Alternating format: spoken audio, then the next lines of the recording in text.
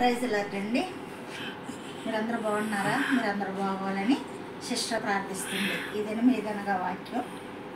మరి యేసయ్యని ఎవరైతే పూర్ణాత్మతో పూర్ణ శక్తితో హృదయపూర్వకంగా ఆరాధించి ప్రార్థిస్తారో వారి పట్ల భీకరమైనటువంటి కార్యాలు ఆయన చేస్తానంటున్నాడు.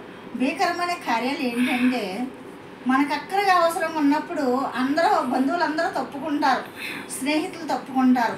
మనకు వ్యాధి వచ్చినా బాధ వచ్చినా కృంగిపోయినా లేపేవారు ఎవరు ఉండరు. అలాంటి పరిస్థితుల్లో మనలను ఆయన లేపే దేవుడు, సహాయం చేసే దేవుడు.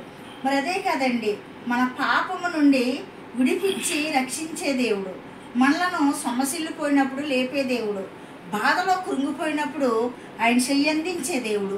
మన యొక్క ధనం లేక ఇరుకుల్లో ఇబ్బందులను ఉన్నప్పుడు ఆ యొక్క దేవుడు మరి ఆకాశ పక్షులను పోషించిన దేవుడు కాబట్టి మనకు కూడా ఆయా సమయాల్లో సహాయం చేసే దేవుడు.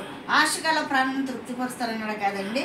నిజముగా ఆత్మతో సత్యముతో ఆయన్ని ఆరాధిస్తే ఏ కుమారుడైతే ఏ కుమార్తె అయితే ఆరాధిస్తుందో ప్రార్థిస్తుందో వారి పట్ల ఇలాంటి భీకరమైనటువంటి అద్భుతాలు కార్యాలు చేసి మనలను ఆయన ఆదరించే దేవుడు కాబట్టి మనము పైన కాకుండా హృదయపూర్వకముగా ఆత్మతో సత్యముతో ఆయన ఆరాధిద్దాం, ఆయన ప్రార్థిద్దాం, ఆయన నమ్ముకుందాం.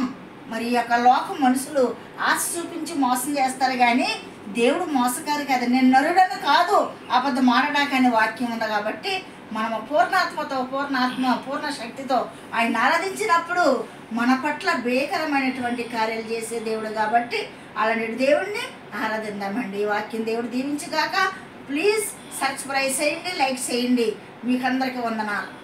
ఆమేన్.